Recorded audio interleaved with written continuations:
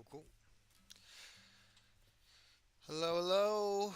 How you doing? How you doing?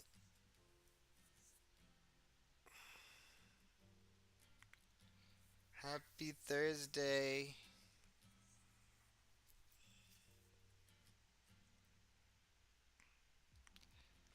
I hope all of you are having a great week.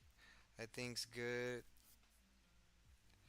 Things are happening even while we have a lot of the bad things. But I think we are getting a little complacent, me, myself, and I included. Um, uh, but that's why I am signed up for two. I am signed up for two block walks next week. And also, I'm going to do something specific for Tillerico too. So, I got some extra planned for me. I might only stream Thursday and today and Sunday. We'll see. I got pulled into going to a rave on Saturday with my friend Selena. Um, and then Friday night, I'm gonna go dancing for sure. So yeah, that'll be well. So I'll be dancing Friday and Saturday. Um, Sunday, I should be resting. I signed a new lease for a new apartment, a nicer apartment. Really excited about that. Cook some food. It's been a while since I cooked some food. Um, yeah, all in all, a good solid week preparing for what's to come. And the Republicans are just getting worse. Like, I think that's another thing that's kind of made me complacent. I'm just like, yo, they have so much. They can't get out of their own way. They have so much fucking bad press that I don't need to be hammering it home to people. I don't think. Still need to be active. Still need to be, uh, posting videos and streaming and stuff like that. But with how bad they're just being in general of terrible people doing terrible things. Um, oh, that's one of the videos too. We'll see what time it is when we get through these videos. The video is just like at this point, if you're Republican, you're in a cult. The worst people in Congress just put on the most humiliating display I have ever seen on television. I am talking about stumbling, bumbling, mumbling, completely unable to talk, backed into a corner of his own making because Jim Jordan is a hypocrite. He is a shameless liar. He is a disgusting individual. And all of that was pointed out when asked about his Republican colleague, Max Miller, who belongs in jail. I want you to watch this segment in full. It was a masterful takedown of this man who could not answer for himself or other Republicans, and it deserves all the attention in the world. Mr. Chairman, thank you very much for being here. I really appreciate You it. bet, Casey. The president has said that he would consider postponing Blanche's nomination until after John Cornyn and Tom Tillis leave the Senate. That, of course, would be in the new Congress. Do you think that would be advisable for the president to do? Well, I'm for whatever gets Todd Blanche confirmed. If that's what the president thinks is required, then that's great in my mind. Todd Blanche has done an excellent job. Crimes down, homicides down. This anti-fraud task force they've set up, Colin McDonald running that, indicting people who are, taking and ripping off taxpayers. So I think Todd's done an outstanding job. I hope he's confirmed, and I don't understand why Senator Tillis and Senator Cornyn haven't done that yet. Well, it seems to be pretty clear that they want assurances that the anti weaponization fund will not move forward and that they have issues with the agreement that the Justice Department made to make sure that the Trumps are not.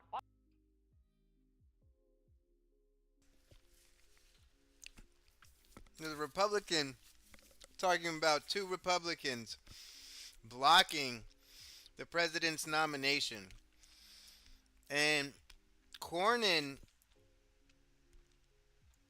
was an incumbent senator in his primary, and he lost. Because one of the reasons is because Trump endorsed his Republican primary challenger, Ken Paxton. Ken Paxton let the child abuser go with 30 days in jail. Really gross stuff. They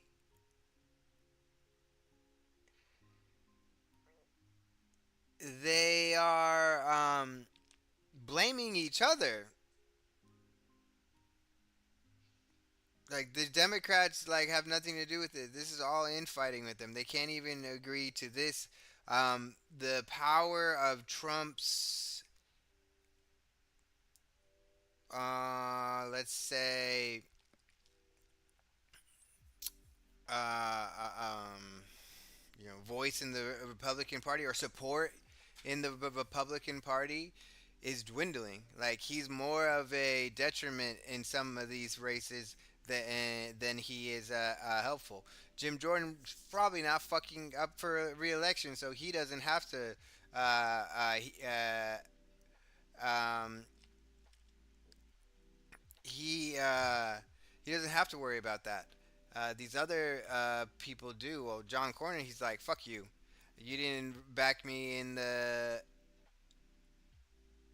my primary. I'm not gonna back your Epstein tainted attorney who did all your dark behind the scenes work to protect you from Giselle Maxwell." Oh my God, this is so crazy how they're just getting away with all this stuff.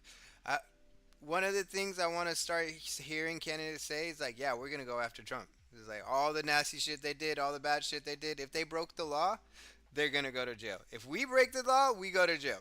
Okay? So they need to be held to the same standard as we are. Fuck their pardons, because you know he's gonna pardon a bunch of people. Audited by the IRS. Are you supportive of that settlement? Well, Todd said it's dead. I think he said that multiple times. So I don't know what is going on in these negotiations. The guy who's going to be, hopefully, the next attorney general has said this thing is finished. Yeah, but so he won't I don't put it in understand writing. why they're Why won't he holding put it it in up. writing? Well, if that's the agreement, then I don't know that he hasn't done that. All we know is what Well, he told Congress that he wouldn't. And Senator He told Tillis are he saying. told a House committee that he wouldn't put it in writing. Well, but I mean, he's the attorney general. He's the acting attorney general. He said it's dead. They're not going to do it. I don't know what else it takes. Well, you're a lawyer. I don't know that Would you require other actually people not? running for office. I mean, don't you tell any clients you've ever had get it in writing? Isn't that like, I don't know, legal 101? I'm not a lawyer. Full disclosure. I'm not a lawyer either. I went to law school, graduated, didn't take the bar exam, so I don't know. But what I do know is Todd Blanche Did they is a not man teach of you his this in word. law He said school, that though? he is not going to. Well, you can get it in writing. I don't know that matter, and maybe that's part of the agreement. I don't know what's being negotiated now, Casey. What I do know is Senator Cornyn and Senator Tillis voted to confirm Merrick Garland, and they won't vote to confirm a guy who's doing a great job running the Justice Department. I don't get it. I do not. Garland was the guy who did the memorandum saying, "Oh, we're going to spy on moms and dads at school board meeting." Garland's Justice Department were the ones who did the memorandum and said, if you're a pro-life Catholic, you're an extremist. And they confirmed him, but won't vote for Todd Blanche. Well, I think the issue is partly that they want to use taxpayer money to pay people who hurt cops on January 6th. No. The weaponization fund is set up to help people like Mark Howe, where the Garland FBI kicked in his door pre-dawn raid when his lawyer said he's happy to turn himself in. There and he certainly went to may be court, others, went to trial, but it also and the jury includes found those him January not 6 guilty. people that. Why is this still an issue? Why are we still talking about giving money to the people who stormed the Capitol? Why are we still talking about a slush fund? If we are still talking about slush fund, then yeah, 100%. Like, block that shit. What? Oh my god.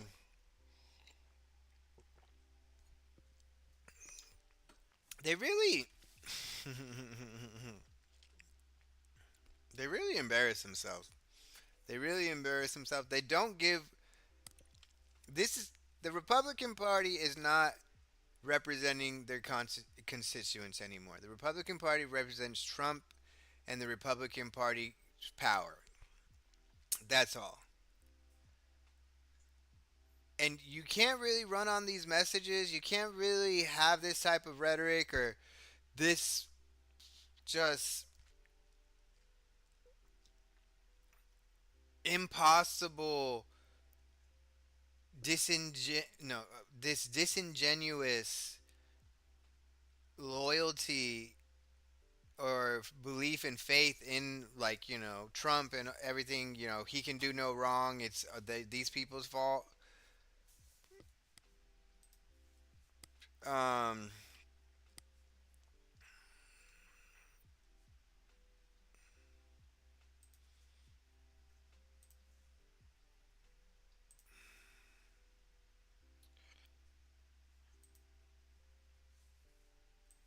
Hello, hello. Am I still working? What happened? Okay.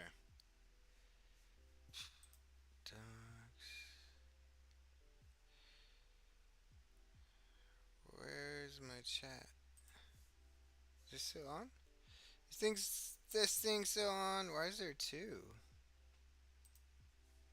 That's so weird. Alright, anyways.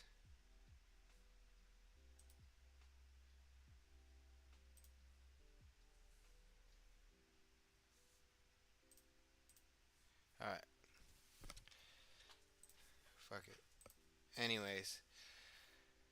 Um, yeah, it's just like they know their answers are terrible, but they're like, you know what?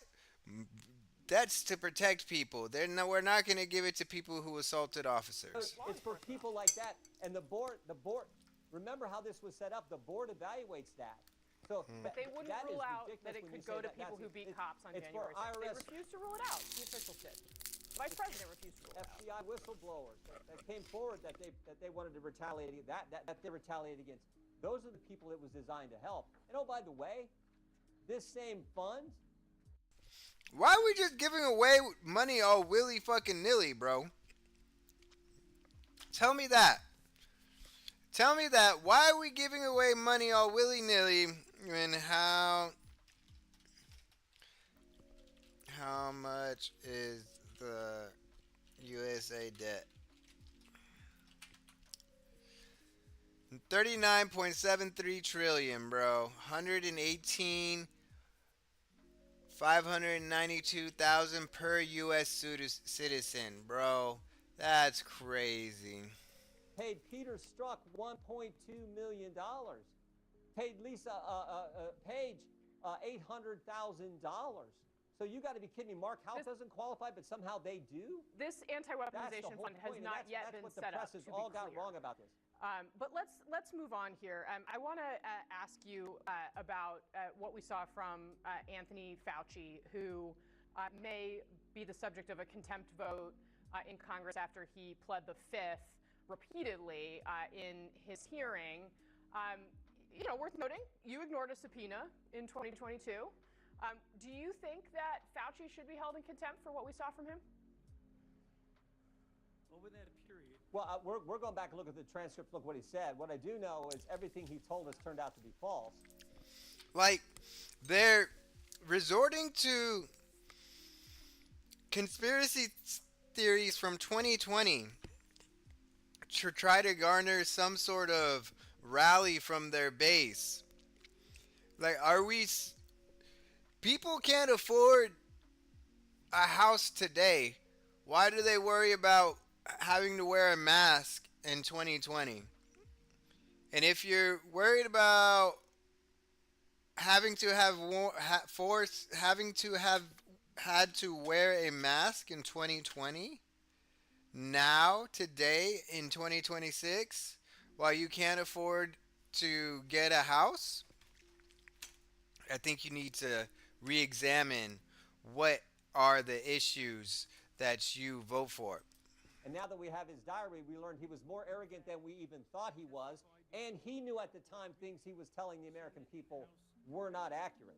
Never forget, Casey, this guy, think about this. He told us it didn't come from a lab when it did. He told us it wasn't gain of function done at the lab when it was. He told us it wasn't our tax money used to finance the research done at that lab in China when in fact it was. He said the vaccinated couldn't get it. That was wrong. The vaccinated couldn't transmit it. That was wrong. He told us mask work. That was wrong. He told us 6 feet social distancing was based on science.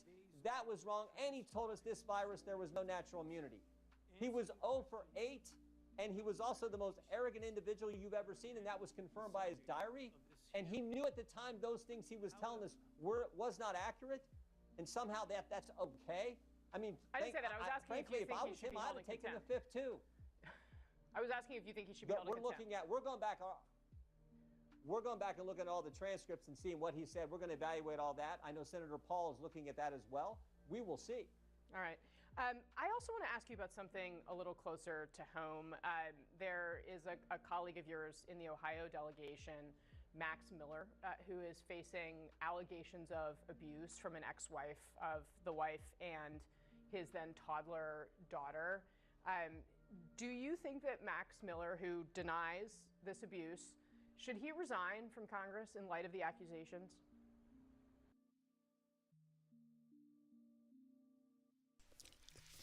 The only answer to this question is yes. Yes, you should never, as a congressperson, as a representative of thousands of people, you should never be in a situation where somebody is accusing you of abuse. Okay?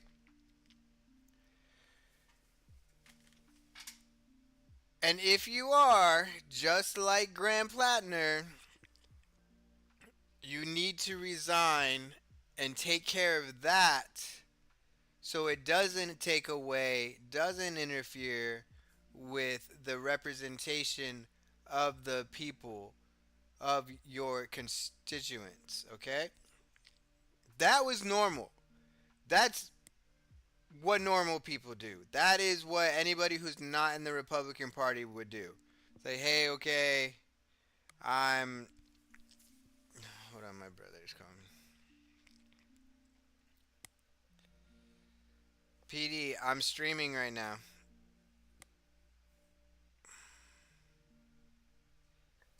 Hello? Perfect. Yeah, I need to put it in my calendar, but I'm streaming right now. Yeah. Thank you. Love you. Bye. All right. So instead of resigning and, you know, taking care of whatever issues there are, this is them. This is them. Look, this is a family matter. I know Max is a good man. This is a family matter. This is a family matter. We don't have to worry about it because it's a family fucking matter. Bro, are you serious? Are you fucking serious? That's their answer. I was up campaigning for him. I hope No, he's she can't. done a good job as a member of Congress. He campaigned for a man who's accused of breaking his child's collarbone, putting a gun to his wife's head, and throwing hot boiling water at his wife and child. That's who they're fucking talking about. Like, these are serious accusations. And there's a new one coming out. New one.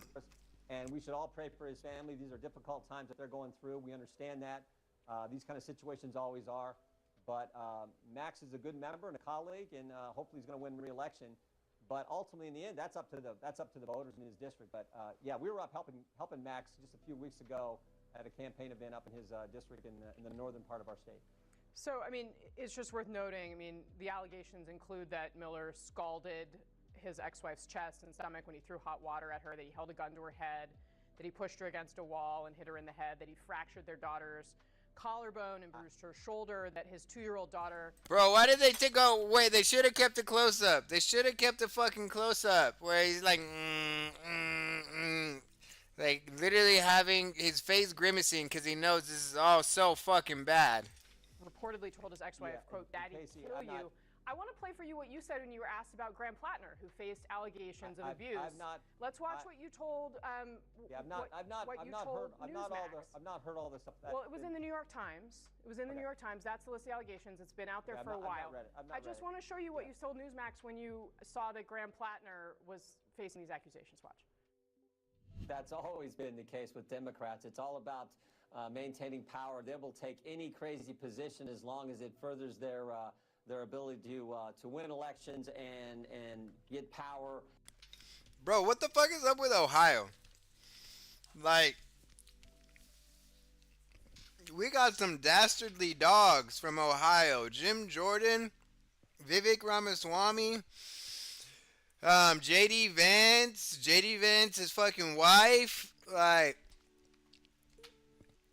of all the states that I'm want to go visit, Ohio is low on the motherfucking list.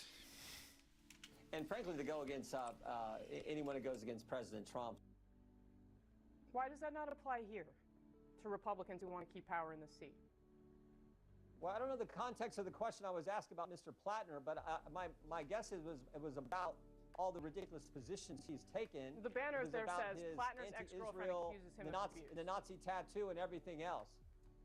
Yeah, well, I don't know. I didn't answer. I don't know that I answered that question. I think I was dealing with just who he was as a candidate and the crazy anti-Semitic, anti-Israel, pro-Nazi positions that he has taken. I think is evidenced by the fact that he had a Nazi tattoo on his chest. All right. I forgot. He's one of the Israel First Republicans. Yeah, so he had to be like, oh. He's like, I'm not judging Graham Plattner's character. I'm judging. I was probably speaking about his lack of support for Israel, the apartheid champions. Right. Congressman Jim Jordan, thanks for spending some time with us. And frankly, it wasn't me that kicked him off the ballot. It was the Democrats. All right, fair enough, sir. Thank you very much. Jim Jordan is an absolute slime ball, and I don't think anyone should expect anything different when it comes to covering up sex crimes. That is Jim Jordan's favorite pastime. He did it at Ohio State. He seems to be doing it not only in Congress, but on the campaign trail for Max Miller and the President of the United States. It has been a complete failing of the media. Not to say that the Graham Plattner allegations weren't important. Obviously they were, and we roundly condemned them on this show. But the fact that that has gotten day after day and week after week still of attention in comparison to the 0 hours of coverage that Max Miller has gotten from mainstream outlets just boggles the mind. This is not a new story. We have been talking about this for months now. And you want to know what else is ridiculous? That Bernie Moreno, who is the father of Max Miller's wife, who has divorced him and filed a restraining order, has not once condemned his Republican. Bruh, I would be doing everything I could to get that man kicked out of the party, get out of Congress, and get out of my daughter's life. What kind of cuck behavior is that? Supporting a man who, like I said, you don't even get to a point where your wife is accusing you of these things if you are a loving husband, okay? Republican colleague. Why? Because it is a big club of criminals. That is what the Republican Party is, and they know they can't answer for it, which is why they make sure the media doesn't ask. And if the media does, there goes your access. There goes your access to the big club. So stop caring about it. Just ask the questions and hold these people accountable, because it might result in them losing their jobs and their access to power instead of you. But if you are afraid, if you are in the shadows, if you are refusing to discuss it, nothing is going to change.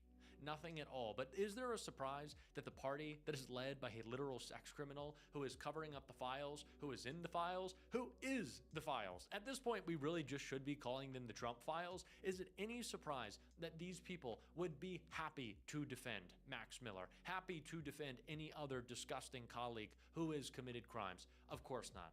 And when you ask Mike Johnson, what will he say? I haven't seen that. I haven't checked it out. I didn't have time. I guess I must not have gotten that on my desk. Slipped past me. I'm not going to look into it. I don't care, because these people don't. They don't care. There is an entitlement problem in Washington, D.C., and it is pervasive. It's in both parties, by the way.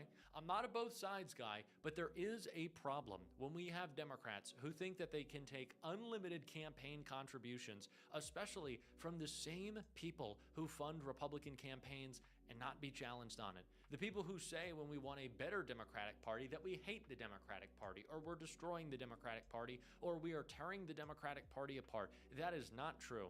As Mayor Mamdani said, who is the Democratic Party if not its voters? Not its leadership, not its donors, not its big donors, that is. No, it is the people who vote for the Democratic Party, and they should have a say in how their Democratic Party is run. And they do. They kick out the slime balls. They kick out the criminals. They don't allow them to ascend to leadership or to Congress. And when they find out that they have committed crimes, they roundly condemn and do it quickly. That is not what happens in the Republican Party. And we should make sure that the media is held accountable for not communicating that, not making it clear. How many scandals have we seen with Donald Trump that everyone has just moved on from? People seem to not even care at all. I was talking with my friend Mike Nellis today, and he was bringing up Brett Kavanaugh. And no, not that scandal. He was bringing up the fact that Brett Kavanaugh had a large chunk of, all of, his credit card debt paid off. I'm not talking a couple $1,000s. I'm talking big money. And we've still moved on. The most corrupt Supreme Court in history, and it gets about zero attention unless Donald Trump tweets about it.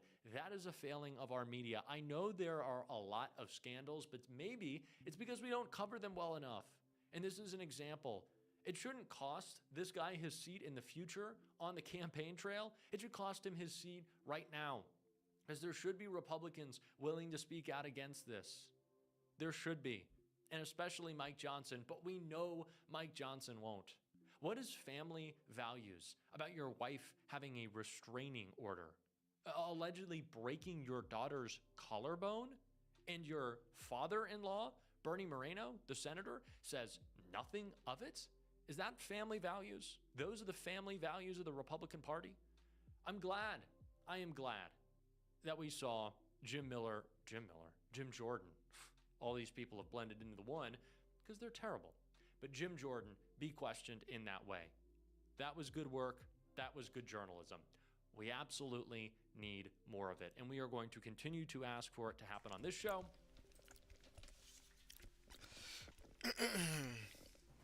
I do wonder. We have some pretty big news from NBC that is saying that Donald Trump is losing control. He's, quote, exasperated. There's no I do wonder, what are we going to do with the 30%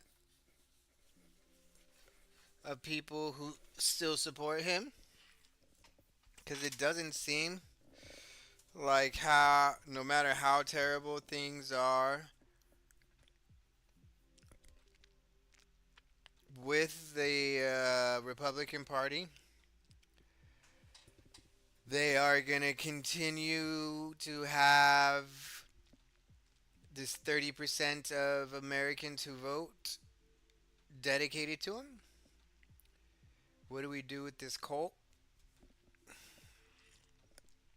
unity in the White House, and they have absolutely no direction when it comes to Iran. And he is literally throwing expletives at his staff because everything is out of control. But you know what I thought was so interesting when we got this reporting was that this clip went viral that I think explains what's really going on here. Because you know who didn't look very upset or feel like they're not in control? Someone who looked like they were very in control.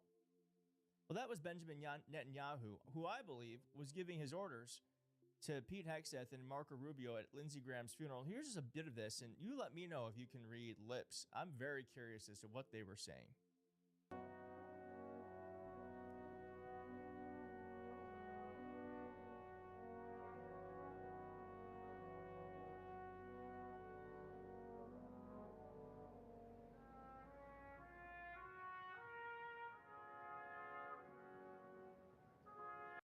You know they're talking about the war. That's for sure. What else could they be talking about? Their favorite kind of pizza? No, of course. They're talking about the war. Lindsey Graham. They were talking about their friend that they love, Lindsey Graham, and they're gonna celebrate his life. Oh no. I'm talking about how they can get Trump to continue the war in Iran. Whew. That's a terrible way to waste a funeral.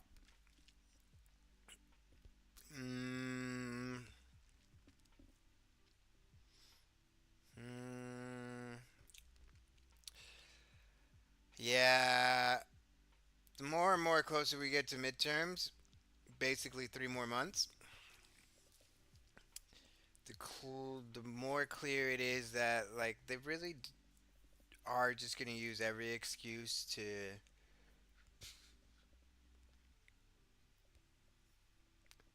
rig the. I don't even think they're trying to rig it. They're just planning to ignore or cancel the election results, and a war fits perfectly into that. War.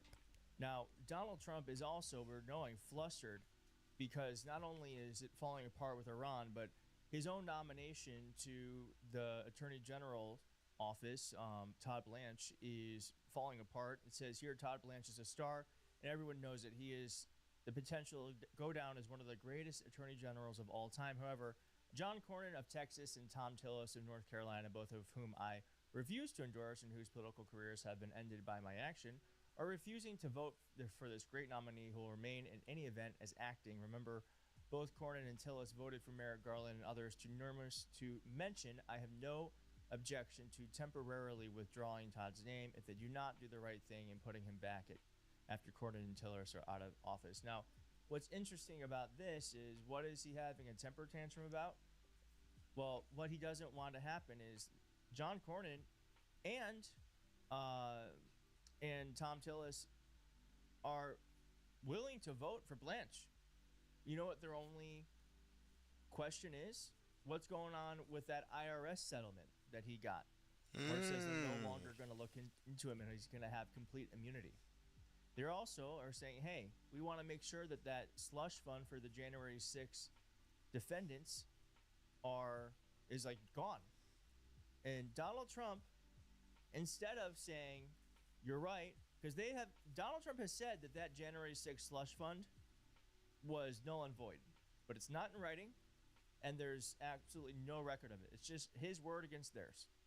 Todd Blanche, when asked about it, was very coy, and so they're just saying, hey, we just want a guarantee that that's been killed, and they won't do it. Donald Trump is actually willing to withdraw his nomination to keep the January 6th slush fund where it used. I didn't. Wow. Wow, wow, wow, wow. They really are going ham in no fucks to give. And if that's how they're going to play it, I don't see why there's so much pushback from progressives and, the Socialist Party, or pushback to the Progressive and Socialist Party of the Democrats, who want like Medicare for all and just affordable housing, end to wars and stuff like that.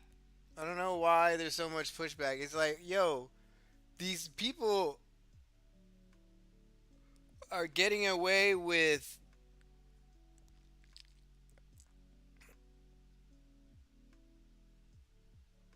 damn near murder. We're on the house. Literally, they've gotten away with murder.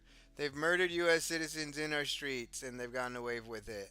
Um, why not push like your best ideas for making the US better for every person? Why not? They're giving their best ideas to make things worse for the American person. Let's go ahead and flip that on its head and see which one people like more. Uses about $1.6 billion of your money to go towards people who try to overthrow our government. Incredible moment we're living in. Now, we also have here Senator Adam Schiff in a futuristic setting with two folks from Call to Activism, Joe and Cosmita. He was asked about this, and here's what he had to say. Oh, I think he's definitely going out of his mind on it. He's being forced to choose at the moment, it appears, between narrowing this tax giveaway he got or getting Todd Blanche as his Attorney General. And he doesn't like being put in that position. He doesn't want to have to give up anything for Todd Blanche. He's not loyal to anyone but himself. Trump is Yes, and here is Tom Tillis on CNN talking more about this. Action as the president's getting bad advice. He should listen to Blanche and others who think if it's dead, it should be rendered completely dead. What do you mean he's getting bad advice? I mean, this is the president making a decision. To not do what Blanche said they were going to do. Whoever that person is giving the president bad advice. The only reason why we wouldn't move forward with this language is because that same advisor wants to bring it back to life at some point. He's in the advisors, but it's the president. That you can draw that conclusion, Manu, and I can draw one that's got my eyes on the target. Oh shit. And that's been Oliver, I can't hear now. a common phrase of Tom Tillis as he's criticized the White House, oftentimes blames others in the White House. He didn't name any presidential advisor there, but in the past he's blamed people like Stephen Miller repeatedly for various things that the president has done. But on this issue, Feels like Stephen Miller, doesn't I it? can't hear anything. Now, that's what's really interesting to me as we get to this next story, because there's all of this chaos with Donald Trump's nomination. There's obviously some infighting happening there. And we also now know that there's actually infighting happening with the war in Iran, which is good for no one. And here's just a bit of reporting from NBC saying that Trump is exasperated on Iran as top officials can't agree on strategy. Says, after all of this, there is no unity on a strategy when it comes to the war in Iran. Goes on to say, angry about his military options and frustrated that he can't close a deal with Iran, Trump erupted during a meeting last week with some of his top national security officials, yelling expletives, according to the U.S. official, and another person familiar with the discussion. So two people on background talked to NBC about this event. So they got this story from two separate people, which is how we know that it's real. Two other familiar with the White House discussions on the war also described the president as increasingly frustrated over Iran. Despite public displays of confidence, neither he nor his top aides are pleased with the status quo, according to the official. Quote, the president is exasperated, according to a Trump ally who has spoken to the president about the war in recent weeks. Quote, I do not think he believed it was going to be this difficult to get the Iranians to agree to a deal. There was no real strategy for how long or what they should do to get to the end point. He did not intend this to be a long, drawn-out war, the person added. Caroline Leavitt said that Trump did not lose his temper. Okay. You let me know who you believe. Two people who are on background who have no reason to lie, and Caroline Leavitt, who has every goddamn reason to lie. Goes on to say here, this is false. The president has a great team whom he trusts, and everyone on the team knows he's the final decision maker. The military has been preparing for resumption of major combat operations without clear guidance, the official said. Quote, we have had a series of tactical victories, but we are facing a strategic defeat without clear policy guidance or a decision about where this is going. How does that make you feel? Billions and billions Oscar, of dollars. Oliver, stop. Thousands hurt. We have Americans who are dead. And I truly do not understand why. I don't understand why. And Donald Trump is so not in control of this, he's losing control of himself. And I think about all the times that we've heard all these stories about different politicians on the Democratic side or the Republican side who lose their temper. I know that, for instance, the new Democratic nominee for Senate in Maine, there was a story about how he threw a stapler. Okay, all right, don't do that, but okay. Story about Ken Martin, how he threw a phone. Okay, all right, don't do that. But those are folks with very little power. We have Donald Trump, who is shooting off expletives about a war, and it doesn't even make a dent.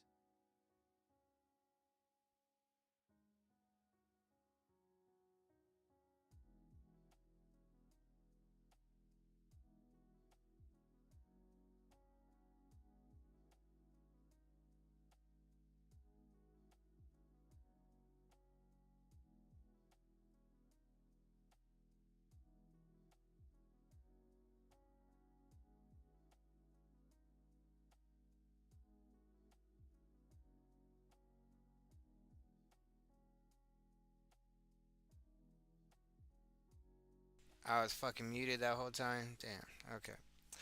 So what I was saying, here's Benjamin Netanyahu's son calling for Arabs to invade Spain. They want this war prolonged so they can get closer and closer to expanding their territories, whether that's all of Greater Israel or if it's just the West Bank and Gaza, any and all of the above. What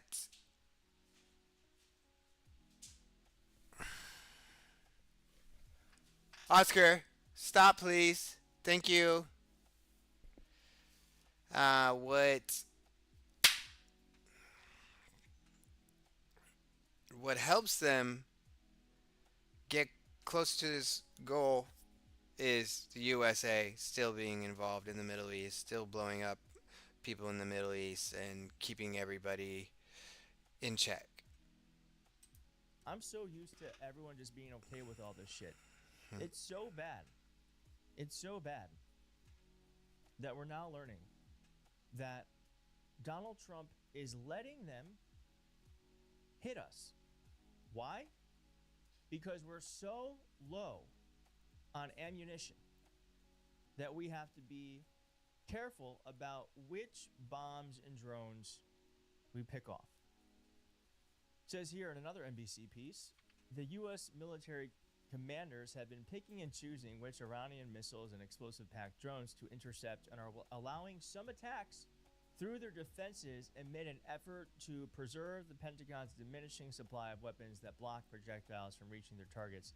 Two senior U.S. officials told NBC military commanders have opted not to expend munitions if they determine an Iranian projectile won't hit American forces, significantly damage critical U.S. facilities, or threaten allies in the region, the official says. The strategy has been in place since the early days of the war, but this is an effort to stop us from using up munitions.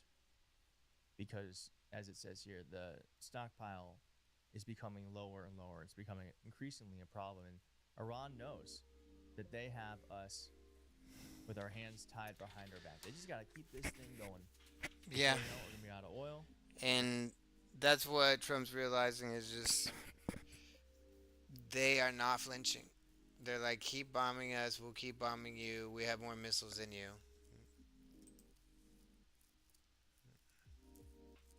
A Kerr County leader is now asking the White House for help following the month's destructive floods. He's pushing the president to accept Governor Greg Abbott's request for a major emergency declaration. It's a plea still unanswered by Washington. Thanks so much for joining us. I'm Jennifer Sanders. I'm Daniel Marin. The declaration would free up money to help people rebuild in Central and South Texas. The delay in federal assistance comes as Community Foundation in the Hill Country is seeing fewer donations than last year.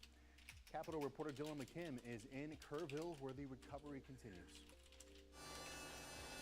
Juliet Weldon is 4 months away from moving back into her Kerrville home along the Guadalupe River. Floodwaters destroyed it in 2025.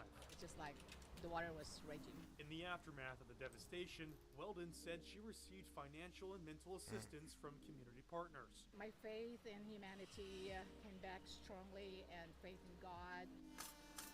And Samaritan's Purse offered to rebuild her home at no charge, built on top of stilts. Thank you.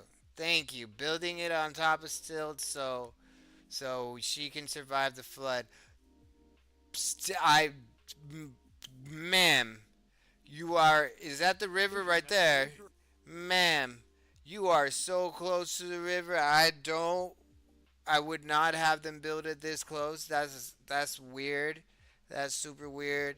But I like that it's on stilts. I like that you can survive a flood. Okay, that's good stuff. From floodwaters that swept through her neighborhood this summer. Her house unscathed.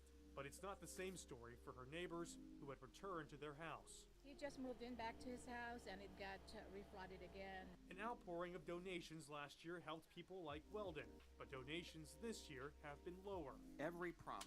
We don't have money. Nobody has fucking money. Nobody has money to donate. We're all strapped for cash. Like, we don't need. Everyone is one emergency away from homeless. Or was it like 60%? Like 60% of Americans are one.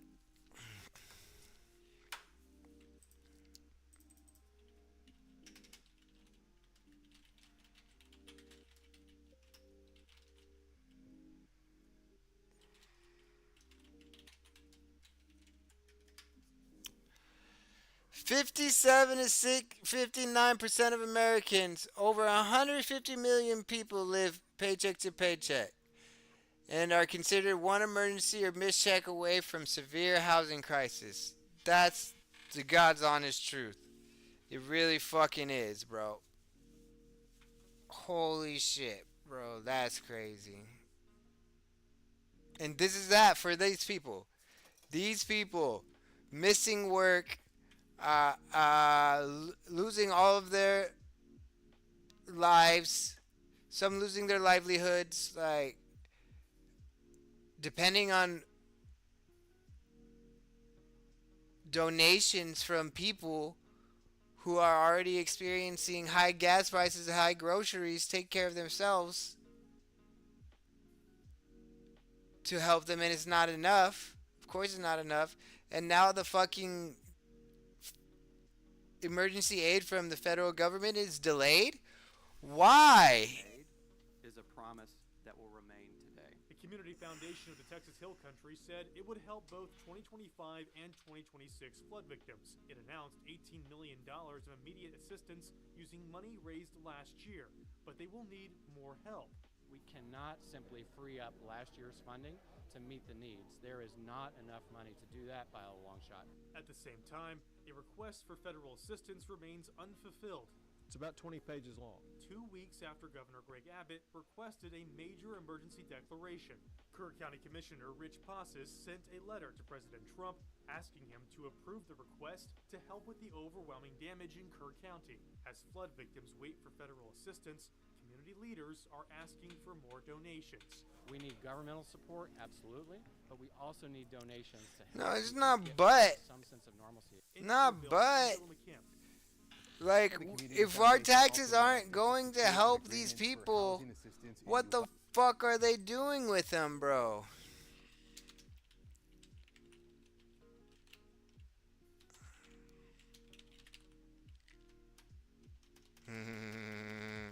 That's funny.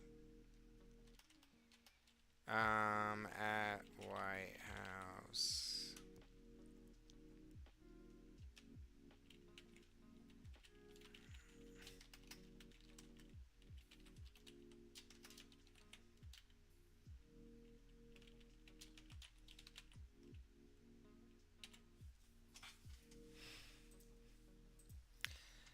Oh my god.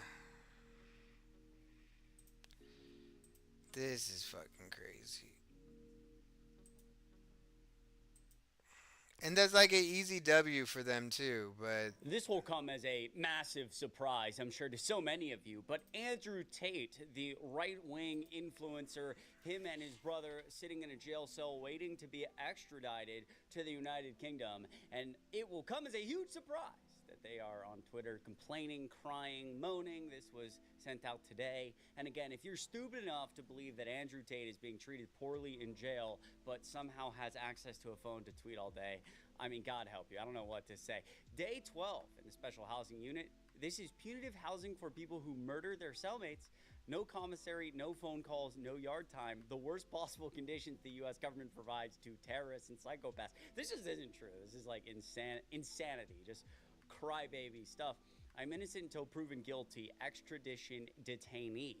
I'm wanted by a foreign state. I'm an American citizen. Why am I here? Well, you're here because you're being charged with 60 different counts, 60 different charges, by the United Kingdom, all with probable cause. Enough so that the Trump administration can't get you out of this one, even though they got you out of the previous one. And those 60 charges, it is a host of really, really heinous stuff that Andrew Tate. He was a legit sex trafficker. Yeah, he's legitimate. He like bragged about it. And his brother are being charged with human trafficking, violence against women. I can't say a lot of it on YouTube, but I think that you get the idea. Now, this video, though, you probably clicked on it, you saw the title, is about Barron Trump. And we've talked a little bit. I'm going to give you some updates on Barron Trump.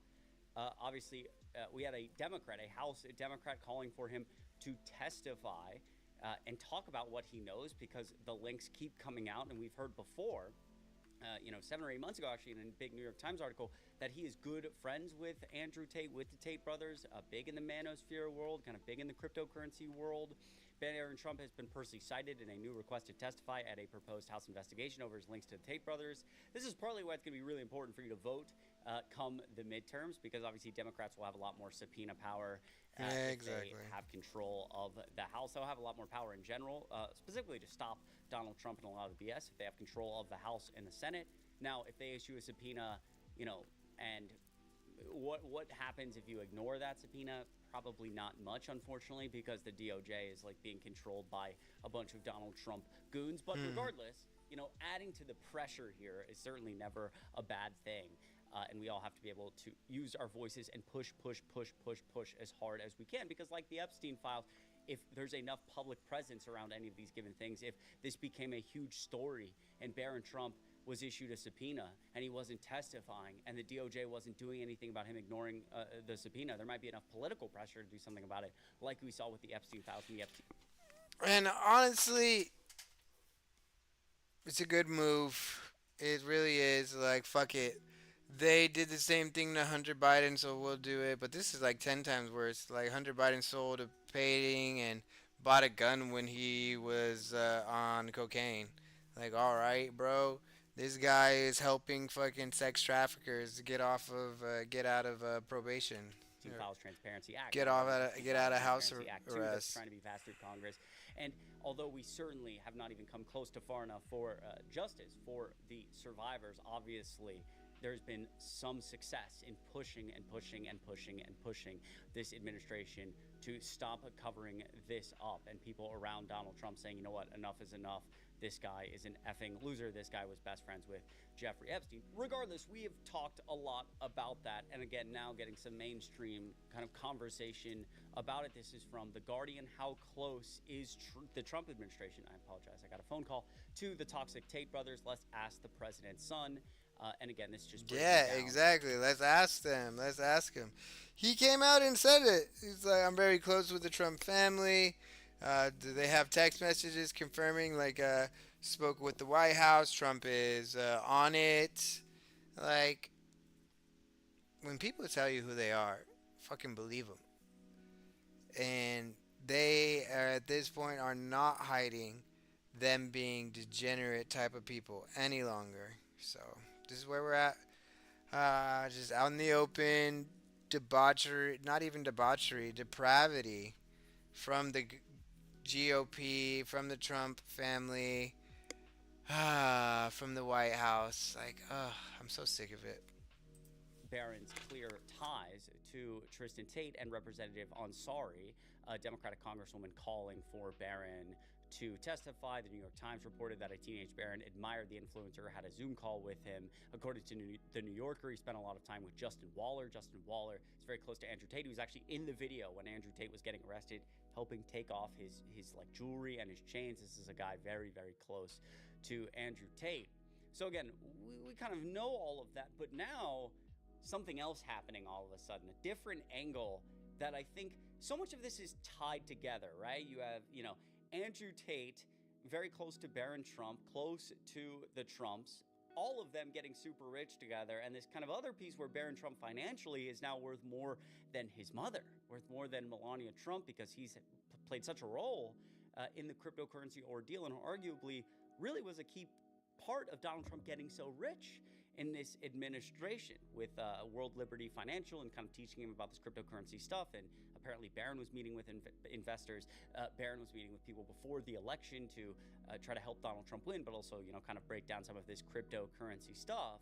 And now Barron might be issued a subpoena for a completely different case that could reveal a lot more about Donald Trump's finances, reveal what Donald Trump and Barron Trump, kind of the money they've been making with cryptocurrency, which could easily tie into a lot of the Tristan Tate stuff. Barron Trump really coming under crossfire now. What Trump suing the BBC could reveal about his finances. We're going to break this down, this $10 billion lawsuit against the BBC that could unintentionally force him to shed light on his own personal finances, as the trust holding the president's assets was ordered Monday to turn over financial documents to the broadcaster in order to prove Donald Trump's business and reputation was damaged as much as he claims. So we're going to break this down. How does it relate to Barron Trump? Because now the BBC has Donald Trump in a corner, and Donald Trump did it to himself because he is a complete fool, and it's going to put his kids in the crosshairs and potentially Barron Trump. Before we break that down, and I show you a very interesting video, actually, that Legal AF did, which I know many of you know,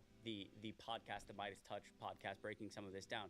Let me show you what's going on here with Andrew Tate, because this is real loser activity. This is in front of, reportedly, the jail that Andrew Tate is in, waiting extradition. You have his fans out here doing push-ups. Yo, that's embarrassing. How would you, what? You're telling me you went to his jail? You went to the jail, and as a tribute to him, like, yo, I'm your ride or die, homie. I'm your ride or die. I'm out here doing push-ups for you, homie. Oh, God. Oh, my God. That's like straight killer fan behavior. Oh, that's gross. But Andrew Tate would be proud. If you're a young man watching this, look, I'm 24 years old, a straight white male in America. Don't do this. This is real loser behavior. Okay, Andrew Tate, Tristan Tate. This is Jay. This is the Jay stuff. These are horrible human beings. They're also just complete losers. And this is not what you're supposed to be as a man. Okay, this is ridiculous. Take a listen. Oh, Andrew's proud.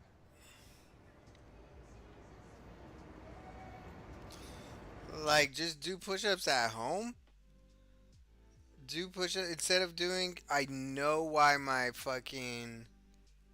Damn, and I should have got cream at Randall's. Damn, I fucked up. Yeah, that's why my pasta didn't come out as good.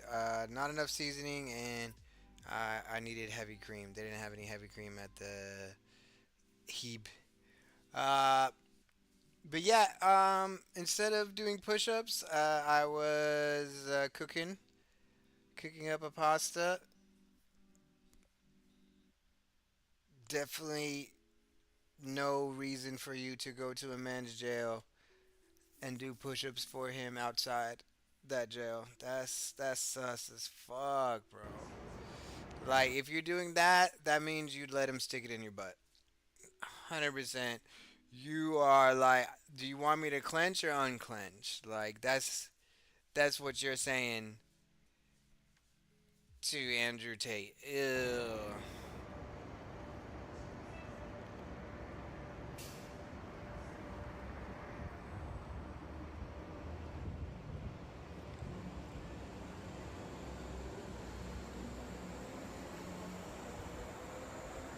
Good squeeze. Good karma. Power level right there. Yes, sir. You see that? How many did he do? That's what Andrew wants us to do. Brotherhood. Take care of your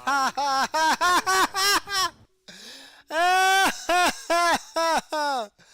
Bro. Bro. That it was so stupid. Oh my god. There's nothing to get locked up about. Yeah. But he got locked up. You know why he got locked up? Because he's a sex trafficker. MAGA Andrew Tate fans here taking this really well. This is an alpha male here, folks. All right. You know what? You can just let me know what you think in the comments down below. I'm not saying anything. I have nothing to say. You let me know. You let me know. Now, before, again, we break down how Barron Trump could be caught in this, the crossfire of this BBC $10 billion defamation lawsuit. We just got a brand new video of Andrew Tate, lawyer. Yes. Lawyer on You have to go the outside. Myron Gaines stream talking. And let me tell you something. If I'm Andrew Tate right now, I would be praying for a better lawyer. Okay. Because this guy is take Tommy okay. outside. Which makes me so happy. I hope he sits and rots in a jail cell for the rest of his life. But this is where we're at with Andrew Tate's and Tristan Tate's legal defense. It's not going particularly well. Take a listen. The thing that's important about the cases that you brought up, Myron, those cases say this. If you're only being detained, whether you're a pretrial detainee or if you're being detained for extradition, that means that the presumption of innocence still attaches. You're being held for a specific purpose. This is administrative, and we need to produce you for a court. You haven't been convicted of a crime. And if you haven't been convicted of a crime, Fifth Amendment due process clause says you can't be punished for a crime. So let's analyze what's going on in jail right now. They've been in ADSEG since they've gotten here. And administrative segregation, solitary confinement is banned in the European Union, is banned in many countries across the world. And solitary confinement for 15 days or more under the Nelson Mandela rules, which is the international standard applied for conditions of confinement, is a human rights violation. It's torture. Solitary should never be used. Prolonged solitary is a downright violation of somebody's human rights and basic dignity. Yeah. These guys have been in solitary the entire time. Their human rights, their civil rights are already being violated. But this is what we mean when the process is the punishment. So we're going to bring up those cases, of course, to say one of the reasons why they should be let out is because FDC is not equipped to take care of them right now, right? Solitary confinement is not the answer. The answer is for them to be on the outside where they can meet with their counsel, where they can prepare for proceedings in the UK, and by the way, so they can litigate their defamation case in Florida. So the current defense, you're being accused of 60 of the most heinous crimes in the UK with good probable cause, good evidence against it. The Trump administration, some of your closest allies have looked at this and said, we're not going to help you, which clearly signals that the evidence is overwhelming. We're going to let them extradite you. And our legal defense is that there are human rights violations occurring against us while we're being held waiting for extradition. Human rights violations. Okay. This is not a quality lawyer right here, folks. This is not even close. Not even close. And this is not going to go anywhere. So I think you get the idea. So let's break down how Barron Trump could now be further involved in not only this Andrew Tate ordeal, but generally Donald Trump's finances, which I think tie in somewhat with this kind of manosphere cryptocurrency ordeal. Unsuspecting Trump family member in jeopardy after president's missteps, legal expert. President Donald Trump's miscalculations of an opponent are now dragging an unsuspecting family member into a lawsuit per a legal expert. During an episode of the Legal AF podcast, Michael Popick, who I know many of you know and love, explained that the BBC offered an apology to Trump as a way to resolve a $10 billion defamation lawsuit. After Trump refused, the BBC sent out dozens of subpoenas, with one possibly reaching his youngest son, Barron Trump. Attention, Barron, you may be coming in to testify in a court of law. Let's take a listen to what the Legal AF podcast had to say about this. Are you effing kidding me? You know how high of a hurdle you have to get over in court in order to win on a defamation case based on your own words? Oh, it's really high. And if you're going to do that, then you better make sure that your opponent doesn't want to prove that what you said was true by proving that you're an insurrectionist, which is what the BBC is doing now with about 75 different subpoenas. Attention, Baron Trump, you may be coming in to testify in a court of law. And the financial records go to the $10 billion defamation claim. Because in order to claim $10 billion, you got to have $10 billion worth of loss. Where's the loss? Trump's made over $100 billion since he's been in office, about 550 days. Where's the loss? And how do you injure somebody's reputation who he's already got a reputation for being adjudged by a jury sex abuser and adjudged by a judge bench trial of persistent fraudster and was indicted twice for things related to the insurrection and his espionage? How do you defame him? As I've said, Charlie Manson couldn't sue for defamation. Jeffrey Dahmer couldn't sue for defamation. Hitler couldn't sue for defamation. How can Donald Trump? Those are all good questions that we cover on the Legal AF podcast. Exactly. So Donald Trump suing here, he has to be able to show $10 billion in damages, right? It's already so hard to prove defamation, which is why it's really telling that Donald Trump was found liable for defaming the woman he sexually abused not once but twice. But the bar for defamation is already very high. But he has to prove defamation. He's being defamed by his own words, essentially, his own speech. The BBC, him saying that they took his January 6th speech out of context, which they most certainly didn't. But now you have to prove $10 billion in damages. So the BBC is saying, all right, let's play ball then. Here are 80 different subpoenas, a bunch of people in your orbit, including potentially Baron Trump, and we need all your financial records. We need to understand how much money you have and how much you make so we can see the $10 billion in damages, which obviously don't exist, right? Donald Trump has gotten super, super, super rich. It is going to be impossible to prove that there was even, $1 really of damages here. But again, as you saw earlier, Baron Trump so tied financially to this administration. His net worth is now higher than Melania Trump's because of a lot of his dealings in the cryptocurrency world and thus the manosphere world. And so if Baron Trump has a bunch of money and Baron Trump has been, a key part of this cryptocurrency ordeal that's being funded by the UAE, let's have him testify. We got it. Yeah, he's definitely involved with some rug pulls too. 100% involved with some rug pulls. All right, let's get on to next. Oh, you guys are gonna love this one, man. You're gonna love this. So, Oliver Larkin, who's running in Florida's 25th district, is up against Jared Moskowitz, who's a hardcore Zionist Democrat. He literally calls himself a Ron DeSantis Democrat, to show you how out of touch this guy is. He's also openly in favor of the illegal war against Iran. But anyway, I digress. Oliver Larkin is running against him in a primary, and he went on Fox News. And he gave us one of the single most glorious moments we've ever seen in Fox News history when he called out the tired anti-immigrant talking points that they're spewing in the best way possible. Watch this.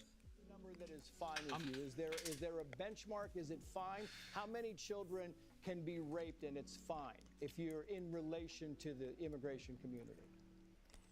If we're going to talk about children being raped, then we need to hold this pedophile president, Donald Trump, accountable and all those that have been implicated by the Epstein files that the Department of Justice is still not leaking. They've sent AIPAC after Thomas Massey for having the temerity to hold accountable the pedophiles that are in control of our government. Thank you. We appreciate your time. Nice. Hell yeah. If you get an opportunity to go on Fox News, throw a fucking haymaker. Hell yeah. Make them go to commercial. Fuck them. Do you have any idea how long I've been waiting for somebody to go on Fox News and just say it to them plain? Like, hey, the president that you worship is a pedophile. That's right. Donald J. Trump is a pedophile. The president you worship is a pedophile. I don't want to hear about your disgusting, lowbrow fear-mongering against immigrants because you found one immigrant crime done somewhere and you try to use that to smear all immigrants. Well, I'm not going to generalize and try to smear any group of people. What I am going to say here is Donald J. Trump is a pedophile. Remember when he went on Howard Stern and bragged about when he owned Miss Teen USA sneaking into the dressing room as they were changing, and he said, like, you get to see them naked and I get away with it because I own the thing. Remember that? Remember the million times he's in the Epstein? And again, it just goes back to that 30%. The 30% that are okay with this shit. The 30% are okay with him going into beauty pageants when the women are and girls are undressed. The 30% that are okay with him being in the Epstein files. The 30% that are okay with the 29 sexual abuse allegations against him in his past. 39? 39? Holy shit. The 30% that are okay that he had to pay E. Jean Carroll for abusing her, sexually assaulting her. Like, what the fuck?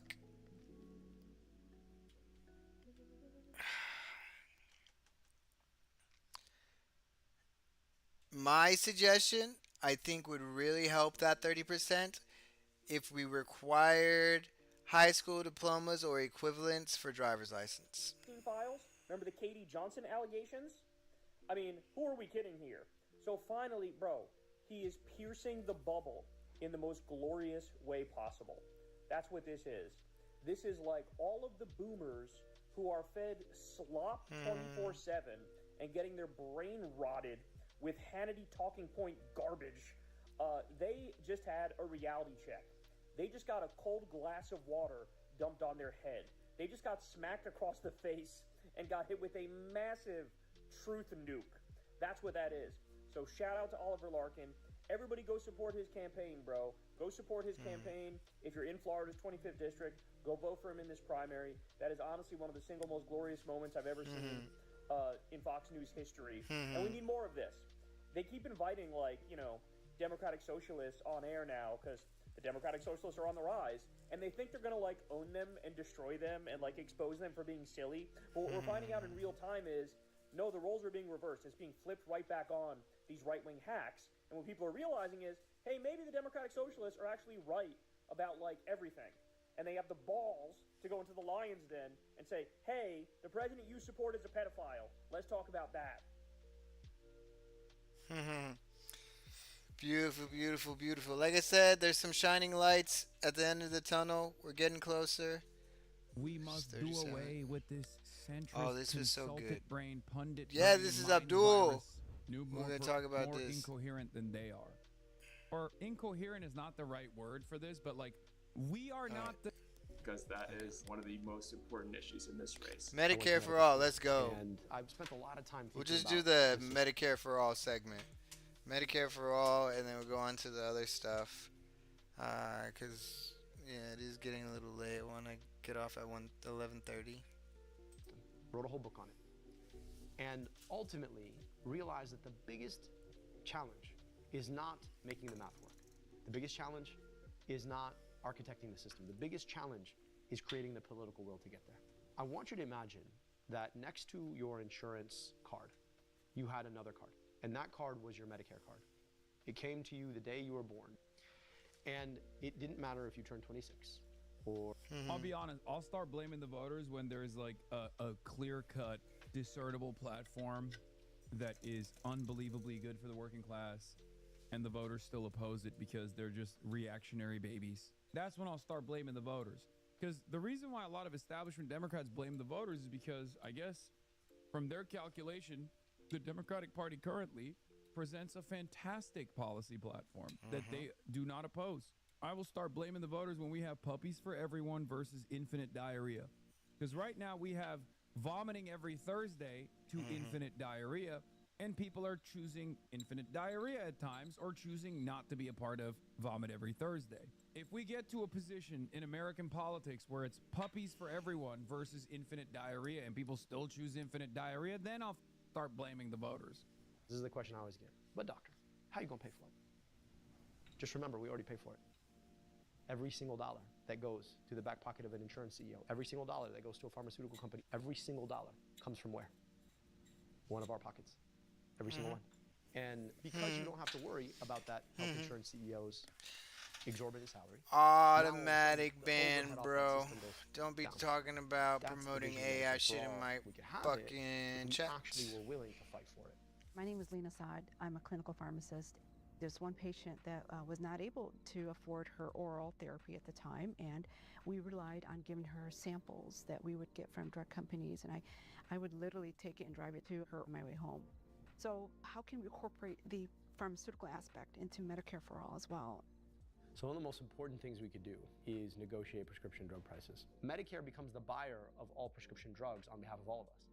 And so it can use its power purchasing on behalf of the 350 million people in this country to start bringing those. It's a crazy question from a nurse.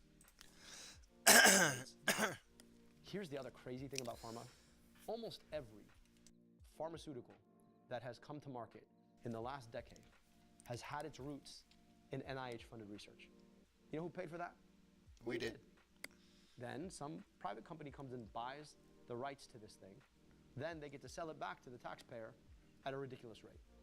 I mean, that's insane to me. My mom's from Canada originally, and it seems like the motive there is to keep the people healthy. Clinical pharmacists voting for Republican is insane. I know. Brother, I don't understand. So what we really want is prevention. I'll be honest with you. I actually agree with Maha on a lot of things. Most people are like, wait, what? They're right about a lot of the problems.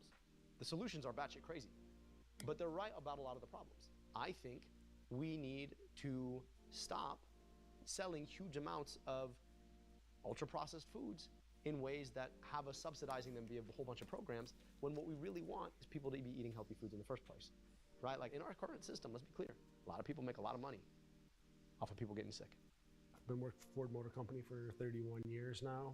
I've had it nice being a UAW member that I've had health insurance my entire career. I find myself as a parent of a child with autism. I'm coming towards the end of my career, so that's one of my big... You hear it in his voice. Like, he's like, damn, like, UAW... Tentacles of Fascist Fight Club reach... Hold on. Alright, I'm gonna need to put that. That's crazy.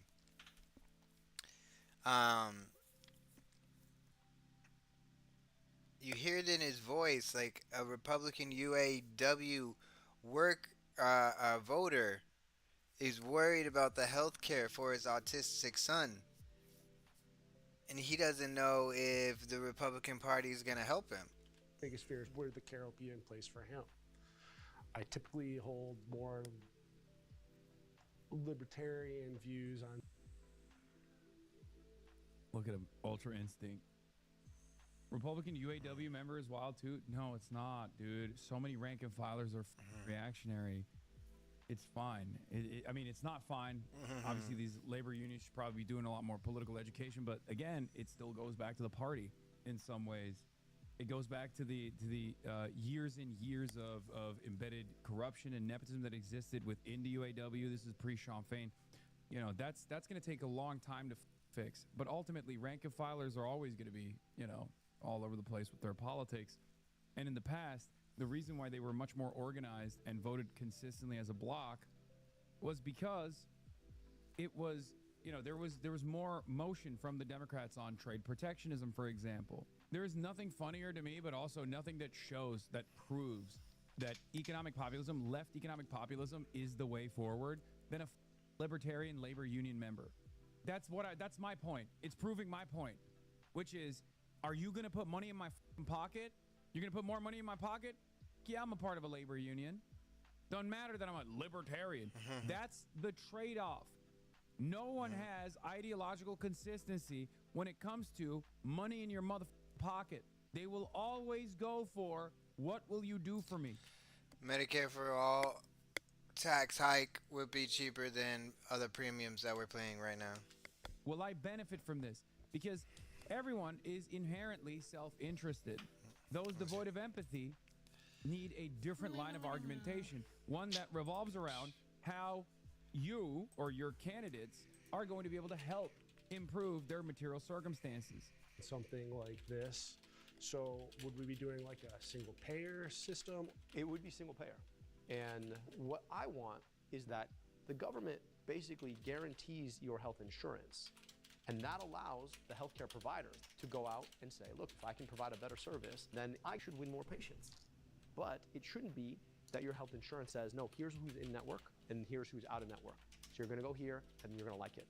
And I think there's a couple of pieces that we need to institutionalize. Number one, the governance of this system can't just change on a dime because you have a new president, right? And so the governance would have to live somewhere similar to the kind that we offer in the Fed, right? So the governance would have to sit under but separate from the executive branch in a certain way. We're the richest, most powerful country in the history of the world. And, you know, we fight wars for no reason. But whenever we talk about providing healthcare, everyone's like, well, I don't know if we could do it. Well, it's a choice. These are policy choices. I would rather not spend $1 trillion on war. I'd rather spend. Yeah, resident union charter. Exactly. We've had 6 out of 10 UPS Teamsters vote for Trump.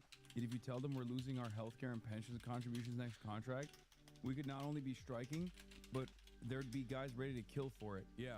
At the end of the day, unions are not about left politics, right politics. It's just about what is fair. Bare minimum floor for what is fair. Just about a way of establishing power in your workplace. That's number one. Number two, unions were about left politics for the longest time. It's just not that any longer.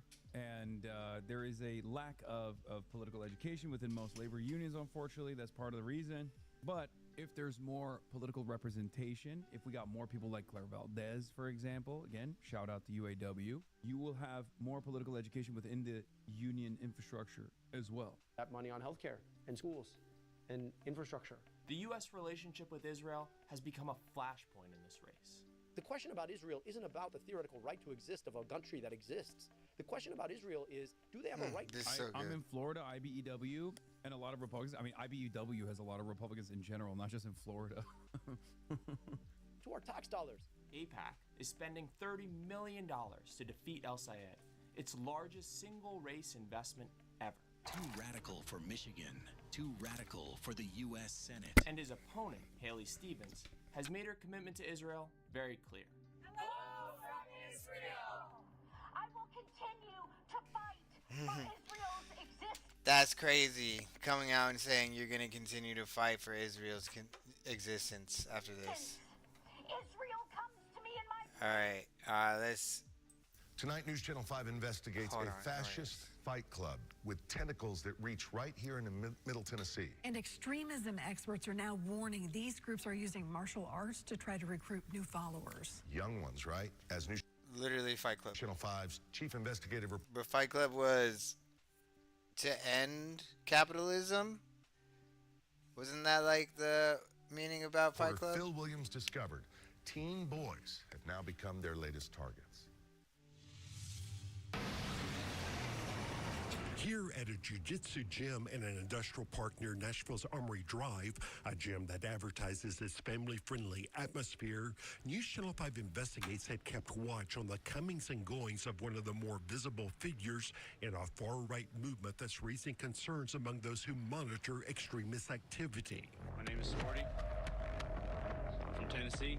Sporty, as he calls himself in this online video, is Tristan Redke, a licensed EMT working for a Nashville area licensed EMT, bruh. ambulance service.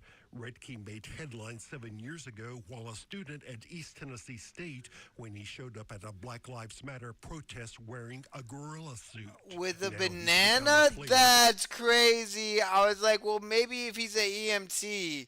He's really not like a supremacist. Nope. Nope.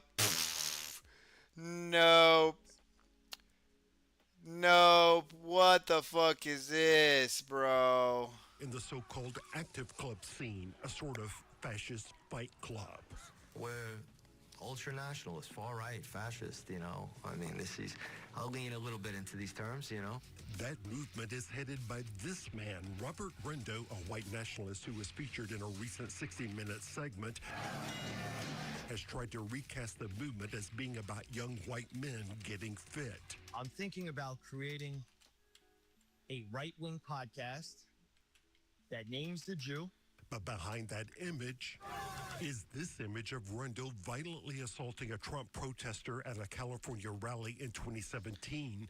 Rundle spent 24 months in federal prison, according to the DOJ, for planning and engaging in riots at political rallies across California. Wait, he attacked it?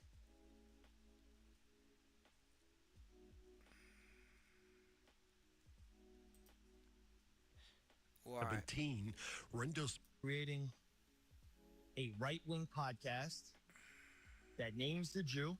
But behind that image is this image of Rundle violently assaulting a Trump protester at a California rally in 2017. Rundle spent 24 months in federal prison, according to the DOJ, for planning and engaging in riots at political rallies across California.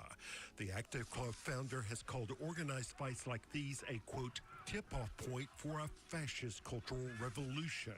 He added, every victorious nationalist movement was forged by hardened men who already tasted real danger. This is not just a national sports club or nationalist sports club.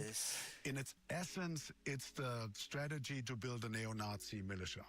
Alexander Risman, a senior advisor with a counter-extremism project, has been studying the Active Club movement for years. He says that in their propaganda, Rendo and his followers liken themselves to Italy's fascist militia known as the Black Shirts, or to Adolf Hitler's stormtroopers. So if this is a militia hiding in plain sight, what is the battle they're preparing for?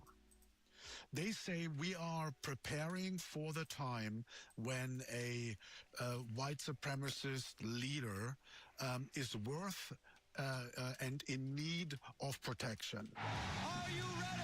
Here in one of their hype videos, Rick is shown entering a fight in Texas, escorted by Sean Kaufman, head of the Tennessee Active Club.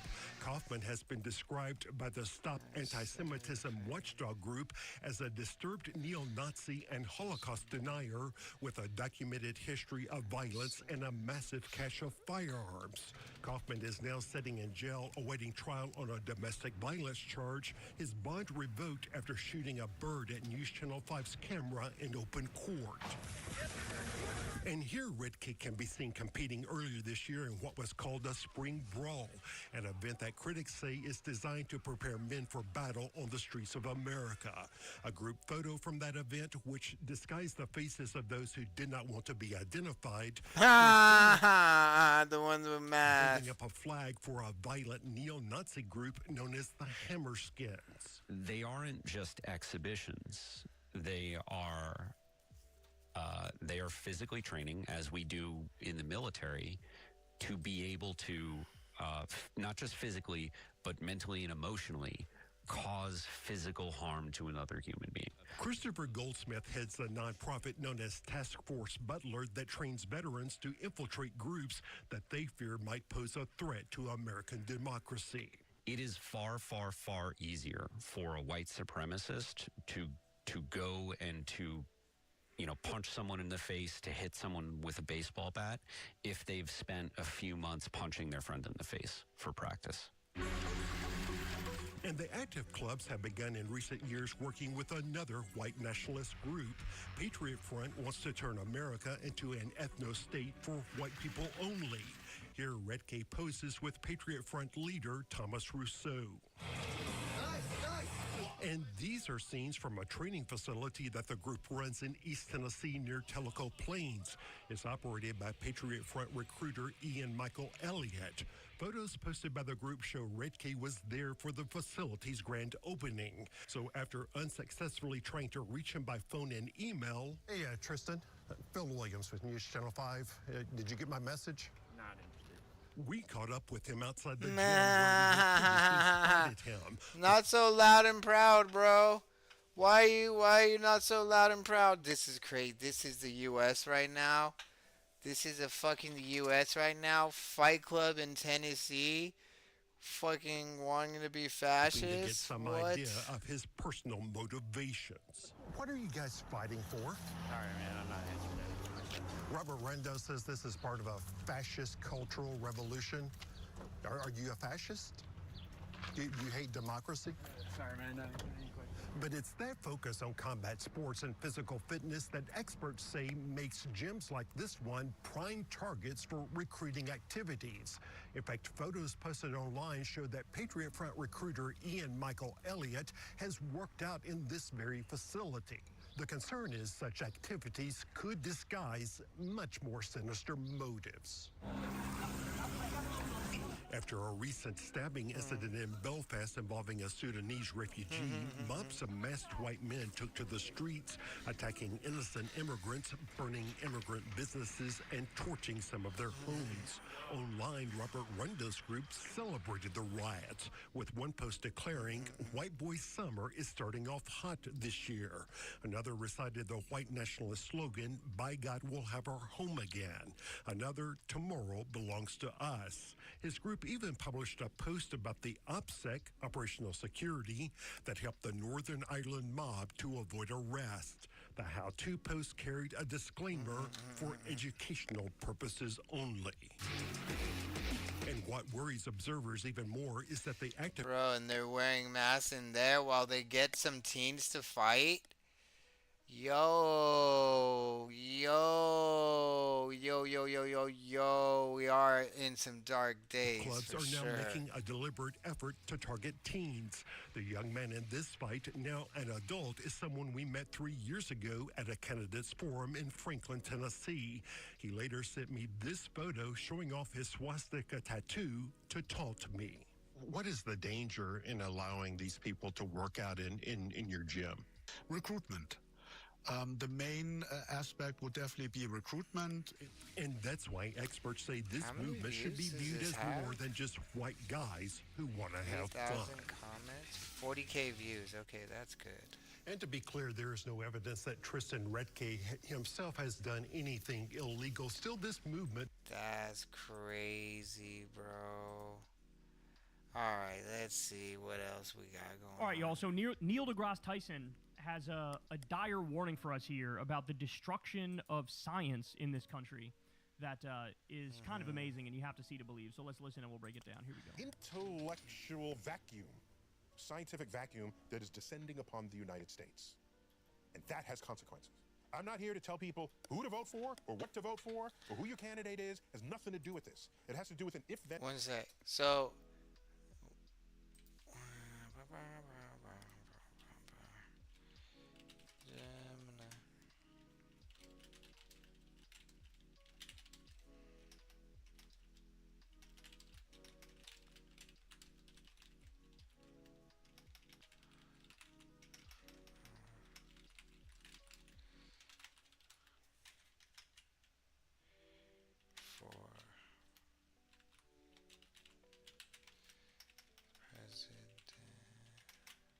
presidency. Fucking bitch. Presidency. End statement. If you're okay with the United States losing its scientific leadership, especially in the physical sciences, if you're okay with that, you will get the country you voted for. And that country is one where we will no longer innovate because our greatest innovations are based on the frontier science that's way beneath them, hidden from the daily news reports, hidden from what you see and hear about as you surf the internet. That goes away. We lose the foundation of our innovations, and the United States fades on the world stage. And they will do things that will impress us, just as we did things my entire life growing up that impressed the world. We went to the moon. Nobody else was close to going to the moon. As a scientist, it kind of doesn't matter who's making the advances. Imagine being a scientist and to have voted for Trump. Or a doctor, like Cassidy in Louisiana, I think. He voted for Trump, and now vaccines and circumcising your son cause autism. Because it's like, the what fields the of fuck? science move forward. But as an American, I like baseball, I eat hot dogs, and I eat apple pie. Yeah, I'm American. It kind of hurts to watch this hard-earned leadership evaporate. We will be less secure, less healthy, and less wealthy because some community of people who influence what this country is do not see the value of science deep below all of that. So understand what he's saying here. What he's saying is we are on the verge of like basically destroying what made this country good. But I'll actually go a step further. It's already done, Neil. Like I know he's issuing this as a warning, like, hey, this could happen. No, it's already happened, bro. It's already happened. One of the most underreported. I think we are relapsing, regressing. Yeah, 100%. Science, technology, overall moral character. Just as a society, it's going downhill. I mean, we have a fascist fight club. Like, what the fuck? Things under Trump's reign is this thing called brain drain.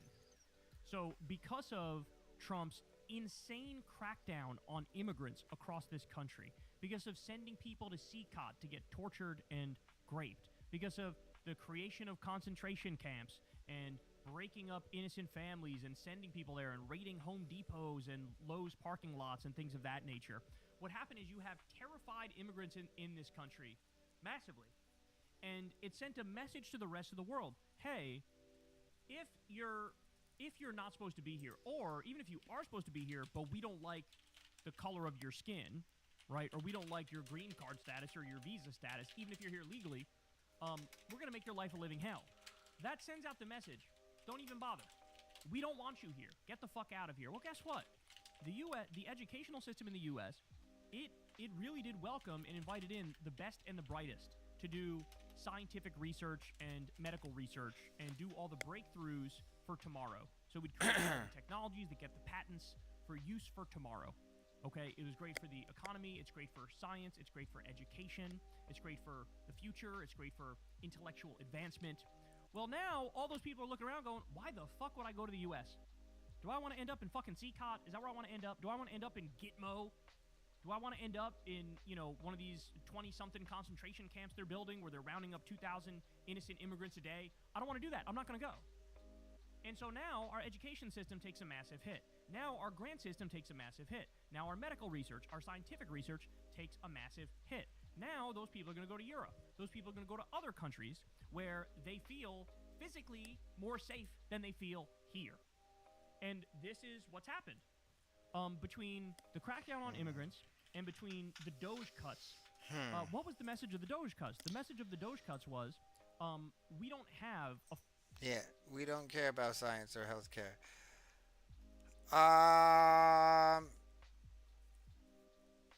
Says we would...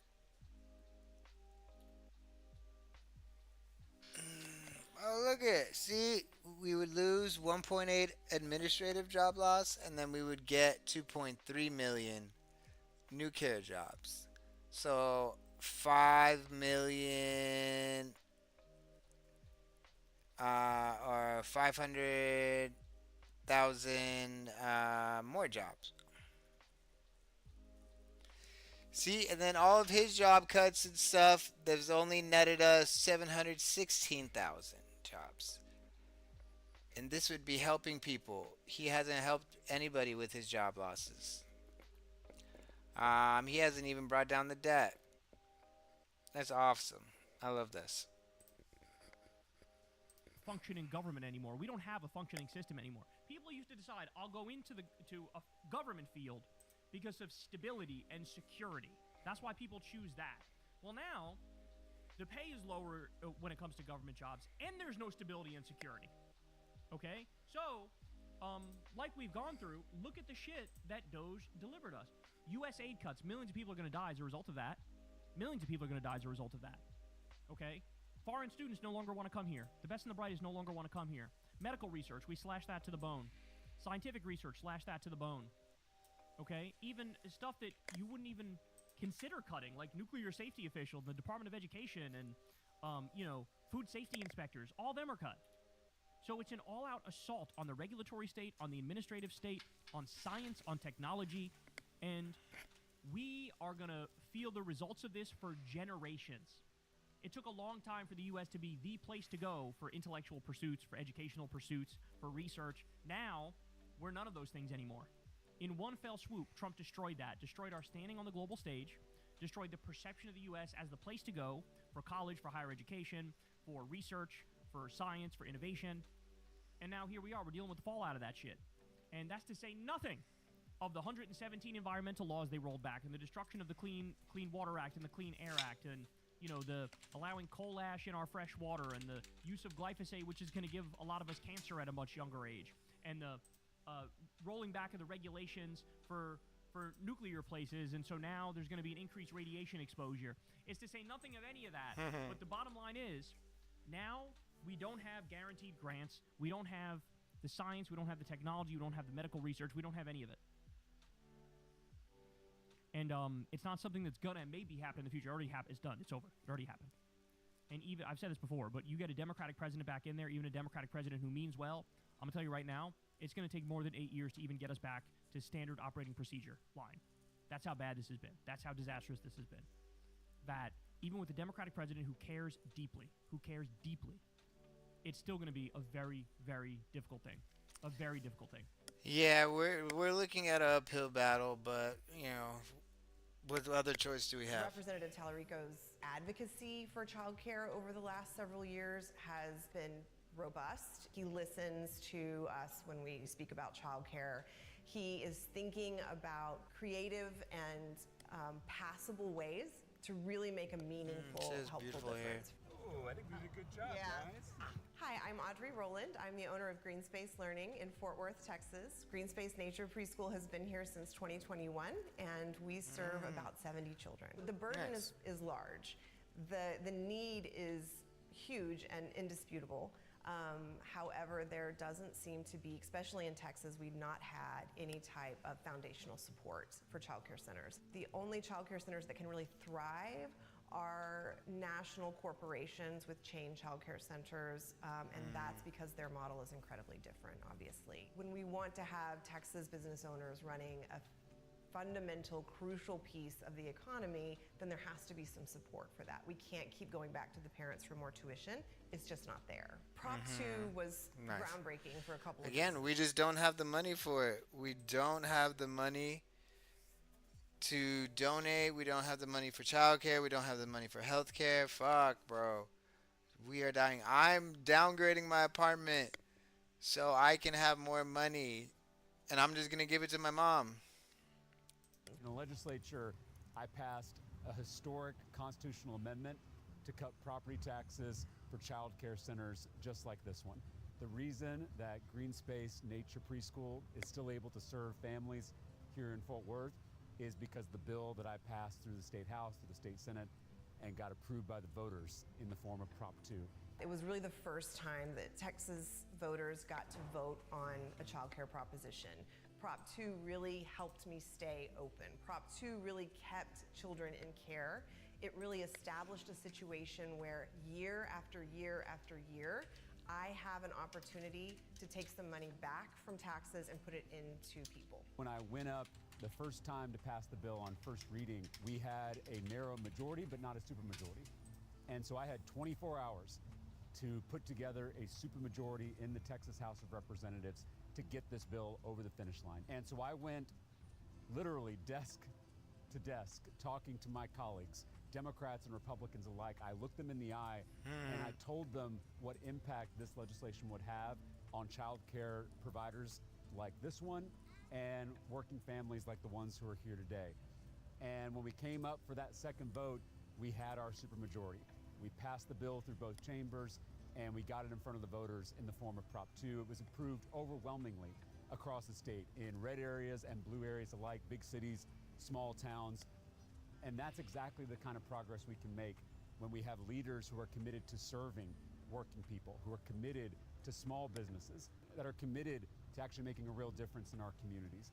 It was my proudest accomplishment, and it is really a joy as a lawmaker to see the impact right here on the ground. So we're just going to plant it right where it is, and I'm going to gather some kids to help people. Yeah, I'll need help. Childcare is critical to the economy. It is the business that runs all other businesses. If people can't go to work. Memdani is made universal child care for his, and that works for him. It works for everybody. If we have affordable child care, then more people are in the capitalist machine making money so we can get more taxes. Like, bruh, Then it's everything crazy. stalls. Everyone is impacted by the fact that quality childcare exists. It's not just helping our youngest Texans get the best head start in their academic journey, but it is also helping workers across the state be able to rejoin the economy and contribute to our communities. I think we have a real opportunity at the federal level to bring Democrats and Republicans together to pass universal child care for every single family in this country, regardless of the zip code that you're born into, regardless of your skin color, regardless of what language you may speak. We can ensure that every single kid in Texas, every single kid in the United States gets access to high quality child care just like this. It shouldn't be a privilege for the wealthy few. It should be available to every single child.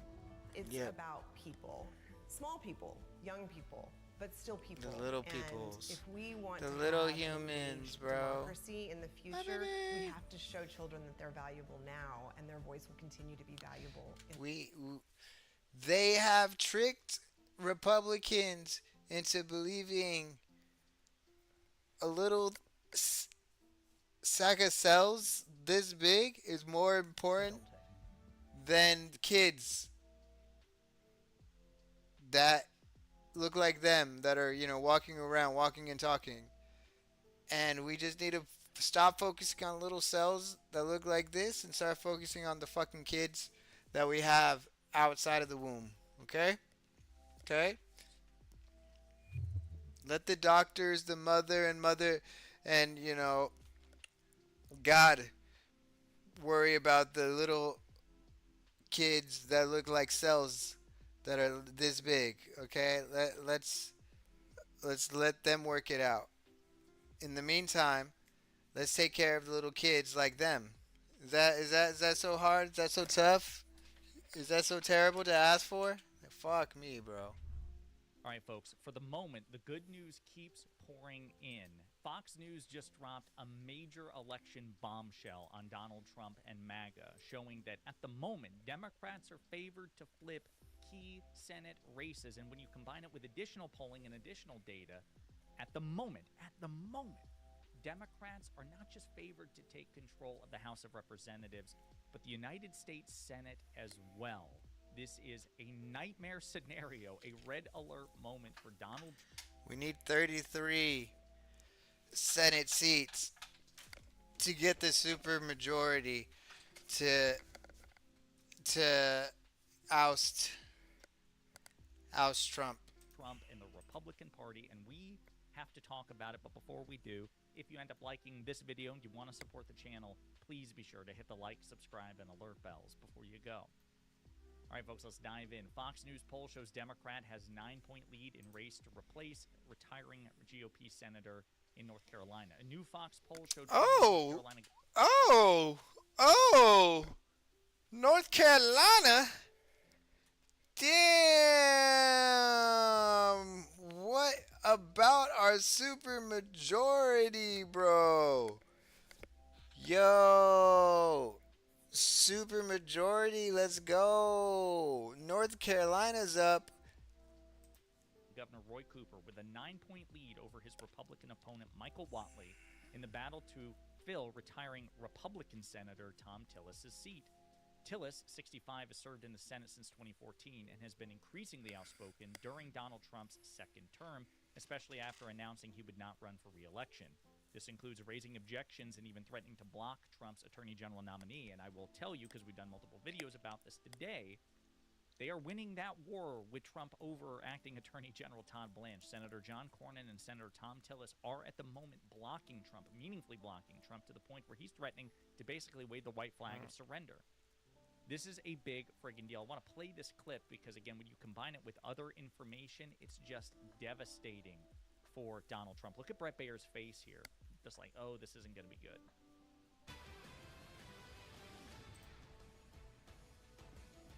Tonight we're getting a sense of what's happening in one of the key midterm races in the battle for the Senate. The latest Fox News poll shows Democratic Former Governor Roy Cooper has a 9-point lead on Republican Michael Whatley for the open seat of retiring Republican Senator Tom Tillis. Democrats also have an enthusiasm advantage with 51% extremely interested compared to 42% of Republicans there. I'm feeling hopeful. I am feeling hopeful, that's for sure. I do feel like we'll get the numbers, but it's really the scary part is what is he going to be doing? Okay. Again, this is huge, folks. Not only just because it's my state, so I have vested personal interest, but also because of its implications for the Senate. I will note, just to kind of close the loop on North Carolina specifically, in terms of state districts, NC01 and NC11 both move into toss-up category a day after Fox News shows that Roy Cooper has a 9-point lead in the U.S. Senate race, looking more unlikely that Republicans will keep their supermajority in the NC Senate next year. This is huge, folks. Kind of like Wisconsin, Republicans in North Carolina have used their power to ruthlessly entrench their advantage in North Carolina, even though North Carolina is truly a 50-50 split state. Republicans use their power to, actually entrench the power and make it easier to get and maintain power in the first place. We have to win elections, undo that, and allow Democratic Governor Josh Stein some of his power back so we can hopefully correct the imbalance and then do it on a larger scale with the federal government. Split ticket 2026 midterm election model. Right now, Democrats are currently favored to flip the U.S. Senate, 51 to 49. House Democrats are expected to flip at the moment, 230 to 205. So this, again, is huge. Having the House is important, but having the House and the Senate, even better. When this polls, Texas's Senate race... But I think this is also why I think he's going to do something like cancel the elections or deny the election results. It's like, if we do take the Senate and we do take the House, we have some real power to bring lights to all the bad shit he's doing. So he's like, yo, I'm not going to let that happen. I don't see how anybody in his crime family can no problem can allow Democrats to have any power, let alone the power of the two arms of the legislative branch. Flips from tilt R to tilting Democratic in my updated forecast. So not just talking about North Carolina, but Texas as well. The current margin is D plus 0-1, and the Democrats are favorites in 50 seats overall. Okay, now if it's 50-50, then J.D. Vance would be the tie-breaking vote and allow Republicans to squeak by. But the point is the data is moving in the right direction.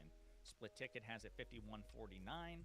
And then other pollsters have it at 50-50, but it's moving towards the Democrats. David Schuster says if the latest polls are accurate and the midterm elections were held today, Democrats would hold all their current Senate seats, including Georgia, New Hampshire, and two other states, and flip 6 GOP Senate seats, Maine, North Carolina, Ohio, Texas, Iowa, Alaska, giving the Democrats a 53-47 majority. And folks, or they could flip 33 seats that are open for election, and they could get the supermajority, and then they could impeach Trump, like literally remove him. We need that. We need 53-47 because it's not enough to just flip control of the Senate. We also don't want John Fetterman to be the deciding vote and be a constant pain in our ass, especially when Democrats not only dislike... You're not shooting high enough. We need all 33. Well, it's 35 open Senate House seats, and the Democrats only need 33. John Fetterman, understandably so, for policy positions and his constant flirting with Republicans and Fox News and Benjamin Netanyahu and other malign figures on the left and in the Lib-Left coalition. But Democrats or Republicans are actively courting John Fetterman. They're trying to flip him. They're trying to get him to defect, and that could happen. Republicans are pretty good. As somebody who's in North Carolina, they have a history of doing that. So we need a Fetterman-proof majority, which means we need James Tallarico to prevail over Ken Paxton in the Texas Senate race. And I just want to play a quick clip here of James Tallarico making the case. And then there's Ken Paxton. I Mhm. I have I have a legislative My guy, James Celerico. record. Ken Paxton has a criminal record. That is the difference in this campaign. Love it. Love it. He's challenged, by the way, Paxton to 3 debates. At this moment, Paxton has not been inclined to agree or inclined to accept. Now, again, it's important to note, too, that not only does Tallarico need to win, but he needs to win by a commanding margin as much as possible. Again, folks, I cannot stress this enough. Take nothing for granted. Even when we are winning, and we should acknowledge when we are winning, we also need to behave like we're losing. We need to have the sense like, oh my God, it's not enough, and it's not enough. Because here's why. As Sir Humphrey notes on Twitter, not going to mince words here. I think Texas Republicans would figure out how to refuse to certify a very narrow Democratic win.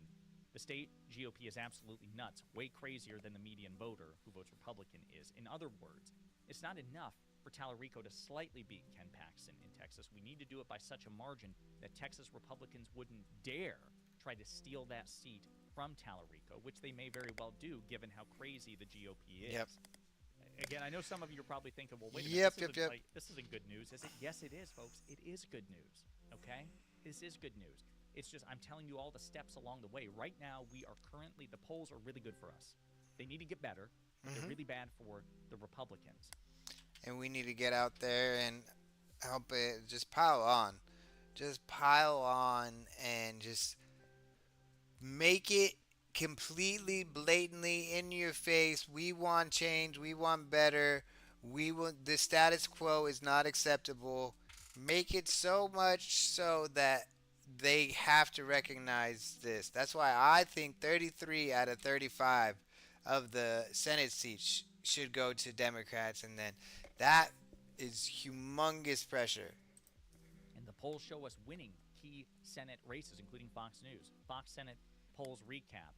So in Iowa, Turek is up by 4, Sherrod Brown is up by 8, North Carolina, Roy Cooper is up by 9, John Ossoff is up by 13 in Georgia. We need these seats. We need to either maintain what we have in the case of Ossoff, and we need to flip the seats like, again, North Carolina, Ohio, Iowa. No margin for error.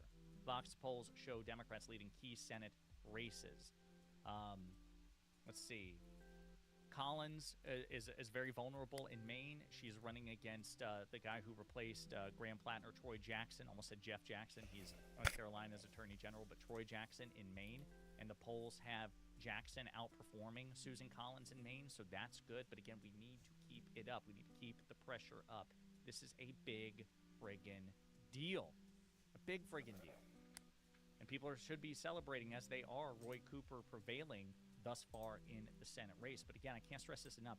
If Democrats flip control of the U.S. Senate, not only will we be able to exercise even more oversight over Donald Trump like we will in the House, we would have two bodies actively exercising oversight over Trump and investigating Trump, but the Senate is where all the major confirmations happen, folks. Federal judges, we could block Trump's judges.